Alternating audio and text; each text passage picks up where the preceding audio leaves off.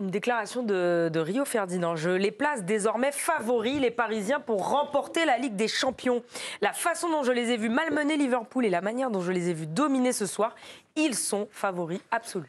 Voilà, un commentaire sur ce que vous venez de voir. On commence. Vous allez peut-être jeter un œil aussi sur le Barça. On verra. Le Barça a triflé 4-0 Dortmund. Non, mais là, c'est le regard de Rio Ferdinand du PSG face au club anglais. Il faut aussi qu'il regarde l'autre partie du tableau. Parce que quand on regarde le Barça et l'Inter, ils sont aussi dans la discussion. Mais je vois le PSG au-dessus. Arsenal aussi. Oui, il y a Arsenal aussi, éventuellement sur la route de Paris. Ben non, mais c'est pour ça que c'est intéressant quand même, parce que Rio Ferdinand, il a forcément été hier soir à Arsenal Real. Donc il ait ce propos-là ce soir, c'est quand même pas rien. Oui, mais maintenant, il y a le propos de Rio Ferdinand, mais vous, moi, ce que j'attends de vous, là, vous me dites quoi? Ils sont parmi, ils sont pas plus. C'est une équipe impressionnante. Qui a l'air intouchable en ce moment, quand même. C'est impressionnant ce qu'ils font dans le pressing, cette intensité-là qu'ils mettent. Ça rappelle le Barça de la grande époque, quand même, leur capacité à récupérer le ballon aussi vite, avec tout le monde qui participe, comme si t'as ces espèces de fourmis comme ça qui t'arrivent dessus. Ils ont un autre point commun, mais t'as pas le temps de t'organiser qui était très frappant ce soir, dont on parle jamais, c'est qu'ils font la faute. C'est-à-dire, soit Joao Neves notamment, je pense qu'il a fait 10 fautes ce soir. Jamais. Et alors c'est des fautes, c'est malin. Des fautes tactiques. Ça passe. Il prend jamais un carton. Il fait un nombre de fautes incroyable. Et les joueurs, l'un des grands reproches qui était fait au Barça de Guardiola, c'était ça, de faire beaucoup. Mais c'est bien, voilà, c'est... 4 fautes. 4 fautes. Mais c'est pour moi... 4 fautes sifflées. Ouais. non, mais c'est beaucoup. Pour une équipe qui a le ballon 75% du temps. Je pense que c'est la première année où moi je me dis ils peuvent le faire. Quoi. Voilà, ça, Les autres années, je me disais oui, sur un truc, tu vois. Fallait la théorie du grand soir. Ça pouvait, avec des tirages au sort, etc.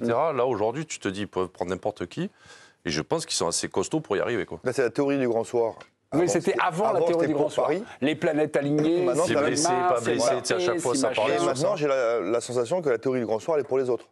C'est-à-dire que même les équipes qu'on vient de citer là, les autres bons qui vont rester, parce qu'il restera que des bons dans 8 jours. Oui, mais il ne reste pas, Jérôme, t'as pas comme t'as des années où t'as une équipe qui t'éclabousse, quoi. T'en vois cette année, pour l'instant, c'est qui t'éclabousse, c'est pareil. C'est exactement ça. Là, depuis la théorie du grand soir, l'inversé. Je pense que c'est les autres qui devront faire un immense match pour battre Paris. Mais je pense que le Barça, c'est pas mal aussi, quand même. Que l'Inter, on n'en parle pas trop, mais que c'est très costaud. Mais je me dis que Paris, tu vois, même s'ils affrontent ces équipes-là, peuvent le faire. On a deux équipes. On va dire deux équipes dont on loue le football, offensif, tout ça. On a le Barça, le PSG. C'est vrai. On a les deux équipes, on va dire un peu, je vais appeler hérisson dur, Inter et Arsenal. Moi, Arsenal, je ne sens pas. Arsenal, ça joue quand même aussi, non? Ou ça joue, mais oui, ça joue, mais ça ne fait pas de faute, ça contrôle, c'est dur. C'est dur. Et là, je trouve que Paris, par rapport à cette dureté. Moi, j'ai un doute. Ils disaient ça avant Liverpool et en fait, ils les ont concassés aussi. Donc, mais sans être dur, ils ont éliminé le tir au but. C'est la récupération c'est la récupération des ballons. Je trouve que sans être très agressif sur l'adversaire, ils arrivent à l'étouffer, à l'empêcher de repartir. Et ça... Il y a toujours des choses qui me... Sur des moments où... C'est perfectionniste. C'est la victoire finale. Oui, mais toutes les équipes ont des... Mais bien sûr, mais nous, on scrute Paris. Alors. Coup de pied arrêté, corner, machin. Ils en jouent. Ouais, et puis Donnarumma ça peut progresser. Arrêtez avec Donnarumma. Non, mais ça peut progresser. À la fois là, offensif, défensif. Ils n'ont pas été mis trop en danger, là? Non, ce soir, non. Même Liverpool, moi, je n'ai pas le souvenir où... Il y a eu quelques petits moments quand même un peu délicats. Je ne saurais plus vous décrire une action, mais il y a eu parfois quelques moments, on va dire, de frisson. Sur ça, j'ai toujours un doute. Sur le milieu de terrain, je trouve ça fort, mais je trouve que le milieu de terrain d'Arsenal serait peut-être un petit peu plus supérieur. J'ai déjà un doute pour... Non, mais ceux qui peuvent leur mettre, pour moi, plus d'impact, c'est l'Inter. L'Inter, ils sont un traquenard. Après, les autres... Acerbi. Le milieu d'Arsenal, il t'a pas impressionné, Joe? Non, mais dans l'impact, tu trouves? Partey, Rice, et Odegaard. Non, c'est très fort, je trouve, mais je ne suis pas sûr. Dans l'impact, je ne vois pas, je sais pas. Moi, quand ça a tapé, je n'ai pas trouvé Paris... c'est encore un grand changement par rapport à avant, je trouve. Et justement, ça participe au constat qu'on avait avec Jo de dire, quand c'était dur, Paris ne gagnait pas. Mais si maintenant, quand c'est dur, Paris gagne, c'est parce qu'eux, ils sont devenus plus durs aussi, je trouve. Alors ce soir, c'est moins vu, parce qu'effectivement, d'ailleurs, je pensais que Villa leur mettrait plus de plus de densité, plus d'intensité dans le combat un peu. Mais je trouve que Paris se cache pas du tout. Ils sont forts aussi pour moi, dans la récup sans faire faute. Parce que je crois que c'est à Liverpool, non? À la mi-temps, ils avaient fait 0 faute. Ouais. Donc tu vois, il n'y a pas forcément besoin de trop d'impact, alors qu'en première mi-temps, je les ai trouvés très forts là-bas aussi. C'est vrai. Non, mais... C'est vrai. On commence peut-être à se croire déjà arrivé en demi-finale. Mais on a ouvert l'émission en disant Paris est-il qualifié? très serré pour dire on n'est pas sûr qu'ils passent. Et là, ils sont vainqueurs de la Ligue des Champions. C'est magique la télé. Non, mais c'est Rio Ferdinand aussi qui oriente nos discussions. C'est normal. Qui c'est Rio Ferdinand? C'est qui Rio Ferdinand? Franchement, qu'est-ce qu'il a gagné? Une petite Ligue des Champions comme ça. Il faut tirer un coup de chapeau à Luis Enrique, parce que je vois que sur la Rivière, on n'en parle pas trop. D'avoir fait ça, quoi. Avec cette équipe. D'avoir annoncé quand même à l'intersaison qu'il sera plus fort, cette équipe sera plus forte sans Mbappé. Tout le monde disait mais qu'est-ce qu'il raconte, etc. Il a même dit moi je pense qu'on y est. Il le disait même pendant la saison dernière. Il a dit l'année dernière. Peut-être aussi qu'il partirait. Mais tout le monde lui est tombé dessus et je trouve qu'aujourd'hui il est dans le vrai, quoi. Depuis 77 jours, les faits lui donnent raison. Bon, en fait, même si avant il y a eu des difficultés en Ligue des Champions, ils n'ont pas perdu un match, encore en championnat. Alors on va me dire c'est la Ligue 1, c'est si, mais avant ils l'ont pas fait. Ouais. C'est vrai. Ils sont quand même à 28 matchs, 29 matchs, sans défaite. Ouais, je suis converti depuis 77 jours. Moi. Voilà. Depuis quand? Depuis City. 77 jours, ou 78, puisqu'on vient de passer minuit. Unai Emery nous rappelle quand même à notre calendrier sportif. Mardi, il y a un match retour. Unai Emery compte sur match retour pour éventuellement inverser la tendance. Écoutez Unai Emery. Paris est favori et l'a montré.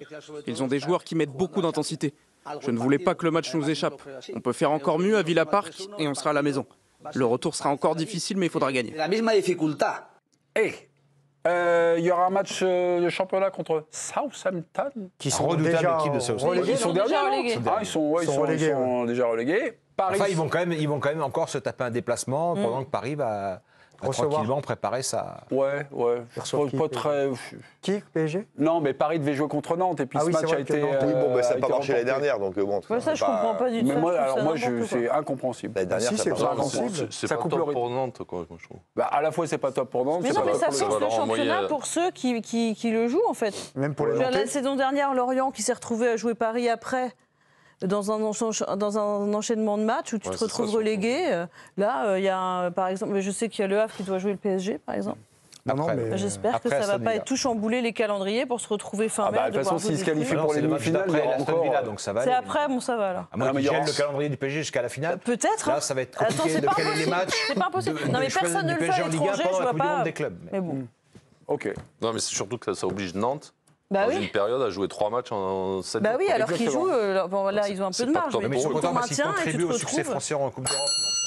On va aller voir Luis Enrique en conférence de presse, puisque la conférence il vient de se terminer. Dans on se connecte. Luis Enrique, son pari à gagner ce soir. On s'arrête sur la dernière question de Dominique Sévrac, le Parisien de l'équipe du soir.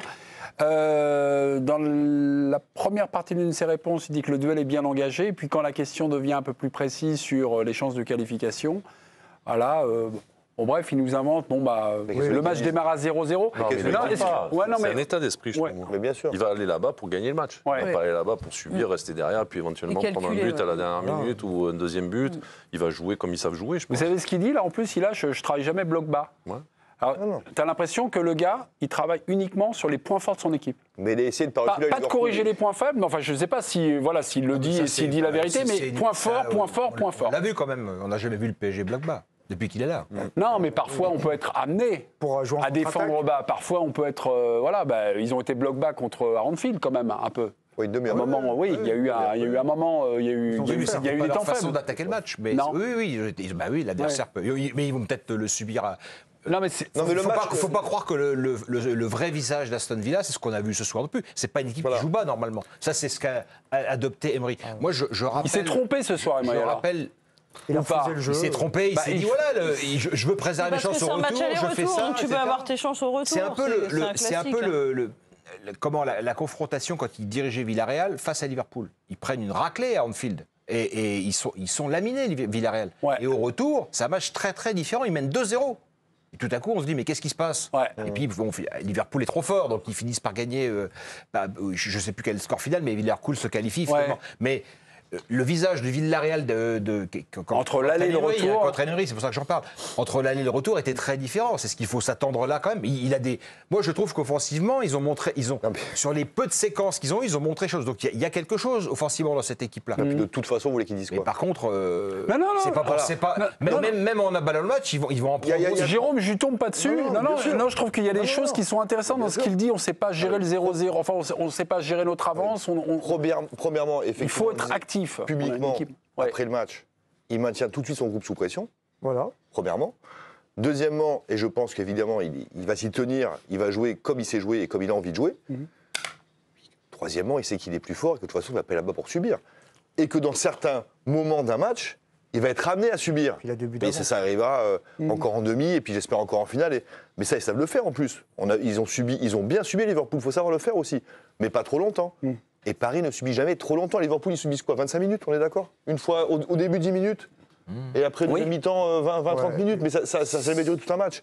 Donc il sait que parfois dans un match de très haut niveau comme ça va arriver de subir, c'est obligé. Mais la philosophie, c'est de maintenir le groupe sous pression tout de suite là, et de 2, jouer son match à lui au match retour. Mais moi, ce que j'apprends aussi dans, on va dire, le management sur un groupe, ce qui est essentiel, c'est on travaille d'abord ses points forts et toujours ses points forts pour progresser. Ouais. Et pas tenter de corriger ses points faibles. C'est sa philosophie de jeu. Oui, c'est-à-dire que lui, il veut que son équipe joue comme elle joue là. Il va pas subitement dire vas-y, on va faire 3 semaines de séance où on va jouer comme l'Atlético Madrid. Oui. Enfin, ça n'aurait aucun sens. Après, ça ne veut pas dire qu'ils ne savent pas le faire. C'est quand même des joueurs professionnels. Et puis, des fois, l'adversaire te pousse à reculer de 30 mètres ou le scénario du match. Mais lui, il travaille que ça. Il travaille que son jeu. Parce que ce qu'on voit là, c'est vrai que c'est un entraîneur qui est très exigeant dans ses consignes tactiques. Ce que tu vois là du PSG, qu'il dit lui-même mettre en place depuis des mois, c'est beaucoup de travail en fait. Ouais. C'est plus de travail que ce que peut faire Ancelotti, qui est un entraîneur plus pragmatique, alors qu'il travaille aussi beaucoup, mais différemment. Là, on sent que c'est les joueurs savent en permanence ce qu'il faut qu'ils fassent. C'est aussi pour ça qu'il y a ce côté, cette impression de confiance et de presque de relâchement de certains jeunes joueurs, parce qu'ils savent exactement où ils doivent aller, ce qu'ils doivent faire quand ils sont là ou là ou là. Et après, la liberté des 30 derniers mètres, les mettre en confiance, il est très fort aussi pour ça. C'est une révolution, ça, au Paris Saint-Germain, non? Depuis que Paris est passé sous pavillon qatari. C'était un entraîneur hyper tactique, que Emery aussi faisait. Je trouve qu'on a un regard là. On a l'impression que c'était des tocards. Avec Blanc, ça jouait super bien. Le PSG d'Emery, qui met 4-0 au Barça, avant le fameux match, avant la remontada. Moi, en tant que spectateur, pour moi, c'est le plus beau match de l'histoire du PSG. Voilà. Bon, voilà. Et c'était Emery qui était sur le banc, et sur le terrain, il y avait Thiago Motta, il y avait Matuidi, il y avait Di Maria, il y avait Cavani, il y avait tout ça, quoi. Il y a quand même cette équipe qui avait le milieu, Thiago Motta, Matuidi, Rabiot ou Verratti, voilà. Cette équipe-là, c'était super bien, avec Blanc. Elle avait quand même un peu de qualité. Oui, mais c'est le 6-1. C'est vrai que j'avais oublié le 4-0. Moi, il y a un truc qui marque sur le PSG sur la deuxième partie, parce que sur la première partie de saison, on avait quand même le droit de vite dire des choses, surtout quand il jouait avec Kangili en faux neuf. On a vu que c'est plus quelque chose qu'il utilisait aujourd'hui.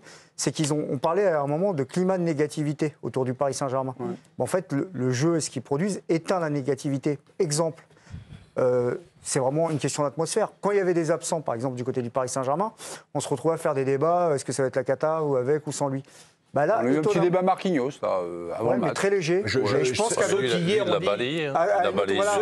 dit à 75-25 que l'absence de Marquinhos pèserait, je rigole ce soir, je leur fais un petit... Mais finalement, c'est vrai qu'on est tombé sur Enrique et certains hier alors qu'il a dit, il n'a pas attaqué Marquinhos, il a juste voulu donner la confiance à celui déjà qui va le remplacer. Le collectif, il a dit. La base, c'est l'équipe. Et Beraldo a été tout à fait correct.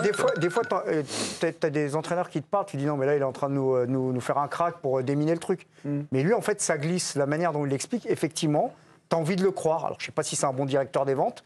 Mais moi, quand je l'écoute, j'ai envie de le croire. Juste pour finir sur les absences, la différence aussi, et c'est aussi à mettre au crédit du staff, c'est qu'il n'y a plus d'absents en fait. Là, il y a un joueur suspendu, mais il n'y a plus de blessés au PSG. C'est vrai. Puis il y a aussi, c'est pour ça qu'on revient au débat précédent. Moi, je pense quand même, pour être dans le prolongement, si je joue tout à l'heure, que Kvara, ça change plein de choses quand même. C'est le joueur en plus. Je sais pas, on n'aura jamais la réponse, mais je sais pas si le PSG aurait été aussi souverain face à Liverpool comme ce soir, sans ce joueur-là en plus quand même. Il y a le joueur de classe mondiale. Il change beaucoup.